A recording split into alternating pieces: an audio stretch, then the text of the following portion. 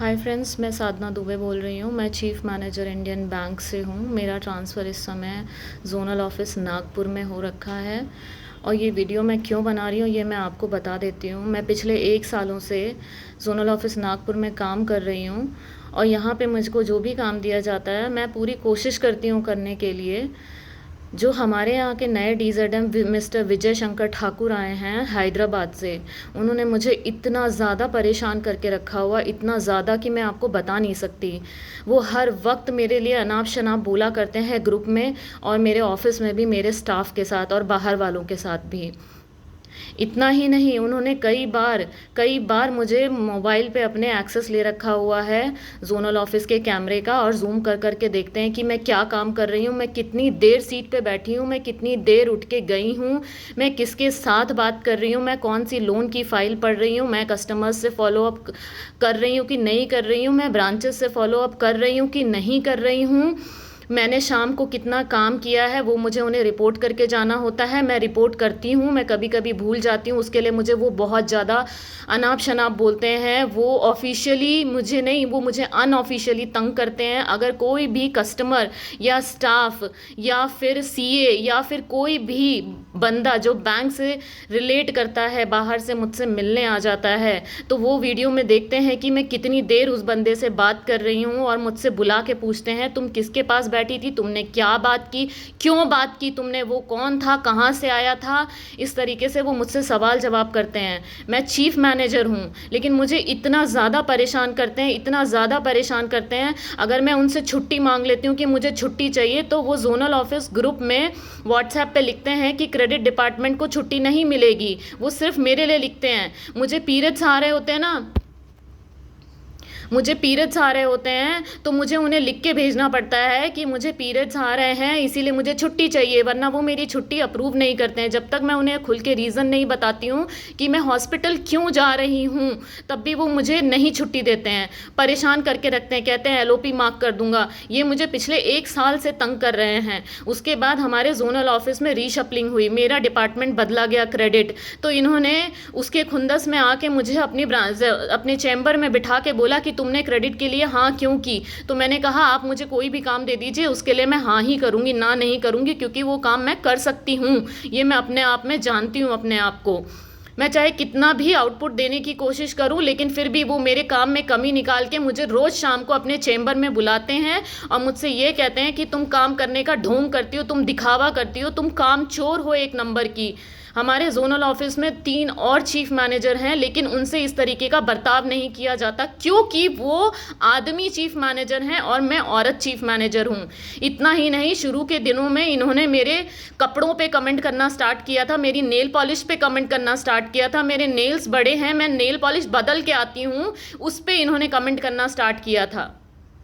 मैं बहुत परेशान हो गई हूँ। मैंने अपने हायर अथॉरिटीज़ को कई बार कंप्लेन की, पर उधर से मुझे कोई सल्यूशन नहीं मिला। मुझे पता है मुझे आज भी कोई सल्यूशन नहीं मिलेगा और मुझे सल्यूशन नहीं चाहिए। ये मैं बस इसलिए बता रही हूँ क्योंकि इस तरह की मानसिकता वाले बीमार आदमी जब हमारी ऑर्गेनाइजेशन में होते हैं तो वो अपने आसपास के लोगों को भी बीमार बनाते हैं, उनको परेशान करते हैं, मेंटली टॉर्चर करते हैं। रात के 10-10 बजे व्हाट्सएप ग्रुप में मैसेज करते हैं तुम करके, पर्सनली मुझे हैरस करते हैं ये लोग। और ये जोनल ऑफिस के सारे लोग साक्षी हैं जो इस समय पोस्टिंग में हैं, किसी से भी पूछा जा सकता है। मुझे किसी के सपोर्ट की ज़रूरत नहीं है, मेरे पास सारे प्रूफ्स हैं। जब कैमरे में मैं ठीक से दिखती नहीं थी तो इन्होंने छुट्टी वाले दिन कैमरे का एंगल चेंज करा के मेरे सर के ऊपर कैमरा लगाया और मैं दिन भर में क्या क्या मोबाइल में सर्फिंग करती हूँ वो इनके पास सारी डिटेल होती थी, क्योंकि ये जूम करके मेरे को स्पेसिफिकली देखते थे। ऊपर से मुझसे कहते थे कि शाम तक तुमने किस किस को कॉल किया है उसकी कॉल डिटेल्स मेरे को चाहिए, मैं पूरी कॉल डिटेल देखूंगा कि तुमने क्या क्या किया है पूरे दिन में। तो अब ये मेरी कॉल डिटेल्स देखेंगे कि मैं पूरे दिन किससे बात करती हूँ। इनको ऑब्जेक्शन होता है मैं किसी के पास खड़े होकर बात करती हूँ। जब मैं रिव्यू मीटिंग में रहती हूँ तो ये नहीं चाहते हैं कि मैं रिव्यू मीटिंग में रहूँ। जब मैं किसी भी मीटिंग में जाती हूँ तो ये कह देते हैं तुम जाओ, तुम्हारी ज़रूरत नहीं है, मैं देख लूँगा। और ऊपर के जो एजेंडाज होते हैं ना, वो भी ये मुझे डिस्कस नहीं करते हैं, मुझे नहीं बताते हैं, कोई भी चीज़ छुपा के रखते हैं। फिर जब सीईओ से फ़ोन आता है, being a chief manager of the department, तब मुझे पता चलता है कि ये चीज़ें मीटिंग में डिस्कस की गई हैं। ये मेरी इमेज पूरी तरीके से मलाइन करना चाहते हैं प्रोफेशनली। ऊपर से मुझे पर्सनली इन्होंने इतना ज़्यादा टॉर्चर करके रखा है कि मैं इनकी वजह से कई बार डिप्रेशन में जा चुकी हूँ। मैं 2 मंथ्स प्रेग्नेंट थी, मैंने इन्हें बताया था कि मैं प्रेग्नेंट थी। उस समय भी इन्होंने मुझे इतना टॉर्चर किया कि स्ट्रेस की वजह से मेरा मिसकैरेज हो गया 2 मंथ्स के बाद। मैंने इन्हें कई बार कहा है कि सर मुझे स्ट्रेस मत दीजिए, मेरे को बहुत ज़्यादा स्ट्रेस हो रहा है। और मैंने इन्हें ही नहीं कहा है, मैंने कई बार अपने सीनियर्स को भी कहा है जो इनसे भी ज़्यादा बड़े ओहदे पे हैं कि ये मुझे परेशान करते हैं, लेकिन वहाँ से मुझे कोई जवाब नहीं मिला। तब जाके आज मैं ये वीडियो बना रही हूँ और ये वीडियो मैं हर जगह डालूंगी। मुझे पता है मुझे कुछ नहीं मिलेगा, लेकिन मैं ये कहना चाहती हूँ कि अपने लिए खुद को ही स्टैंड लेना पड़ता है, जो कि मैं अब लूँगी अपने लिए स्टैंड। मैंने बहुत टाइम से बर्दाश्त कर लिया, अब मैं बर्दाश्त नहीं करूँगी। अगर अब मुझे ह्यूमिलेट किया जाएगा और मुझे कैमरे में वॉच किया जाएगा जूम करके कि मैं क्या कर रही हूँ, क्या खा रही हूँ, कहाँ जा रही हूँ, कहाँ आ रही हूँ, तो फिर ये मैं बर्दाश्त नहीं करूँगी। ये किसी भी ऑफिसर क्लॉज में नहीं लिखा है, ये किसी भी एम्प्लॉयमेंट क्लॉज में नहीं लिखा है कि आप किसी को वॉच करेंगे, आप किसी को पर्सनल कमेंट करेंगे, आप किसी को किसी की औकात दिखाएंगे। और अपने चैम्बर में 4-4 घंटे बिठाना इनको पसंद है, लेकिन अलग जाके मैं बैठूं और काम करूं वो इन्हें पसंद नहीं है। ये चाहते हैं कि मैं इनके चैम्बर में बैठ के फॉलोअप करूं। ये बाकी चीफ मैनेजर्स को अपने चैम्बर में बुला के 2 घंटा 4 घंटा फॉलोअप नहीं करवाते थे, ये सिर्फ मुझे बुला के फॉलोअप कराते थे कि आओ मेरे साथ बैठो और फॉलोअप करो। मुझे कहते हैं तुम काम करने का दिखावा करती हो, ढोंग करती हो, तुम काम चोर हो। मैं बहुत ज़्यादा परेशान हो चुकी हूँ इनसे, इसीलिए मैं ये सब कर रही हूँ, वरना मेरा कोई मोटो नहीं है ये सब करने का। एक जो सीनियर आदमी होता है ना, वो अपने अंडर में रहने वाले एम्प्लॉयज़ को एक वर्क एनवायरनमेंट देता है ताकि वो अच्छे से काम कर सके।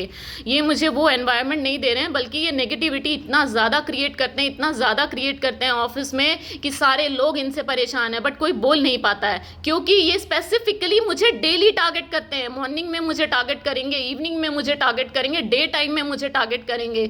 और जब सीनियर्स के CEO से या FGMO से कॉल आते हैं, उसके बाद ये मुझे बुला लेते हैं कि आइए कॉल आया है, बात करना है। जब किसी सीनियर से कम्युनिकेशन करना होता है तो ये मेरा यूज करते हैं, बोलते हैं तुम बात करो। ऐसे ही जब DGM अरविंद कुमार सिंह जो पहले FGMO में थे, जब वो इनको कॉल करते थे तो ये मेरे पास आ जाते थे DZM की आओ साधना मैडम कॉल आया। मैं कहती थी सर आप खुद अटेंड कर लो। तो ये क्या कहते हैं खुलेआम कि वो DGM को आपसे बात करना पसंद है, आप उनको पसंद हैं, इसीलिए वो कॉल करते हैं आपसे बात करने के लिए, हमसे बात करने के लिए नहीं।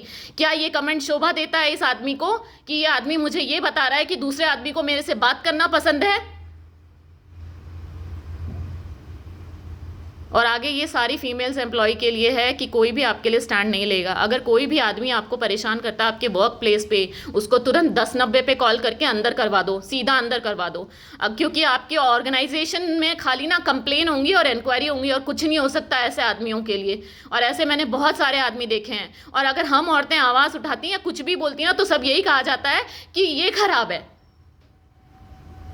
औरत खराब है। आदमी खराब नहीं, आदमी तो बहुत अच्छा है, बहुत अच्छा है आदमी। वो आदमी बहुत अच्छा है जो औरत के सर के ऊपर कैमरा लगा लेता है और औरत को दिन भर बैठ के देखता है। वो आदमी बहुत अच्छा है जो औरत की कॉल डिटेल्स मंगवाता है कि ये किस किस से बात करती है। वो आदमी बहुत अच्छा है जो बोलता है कि तुम किससे बात कर रही थी, किसके साथ हंस रही थी, इतनी तकलीफ है उसे मेरे से।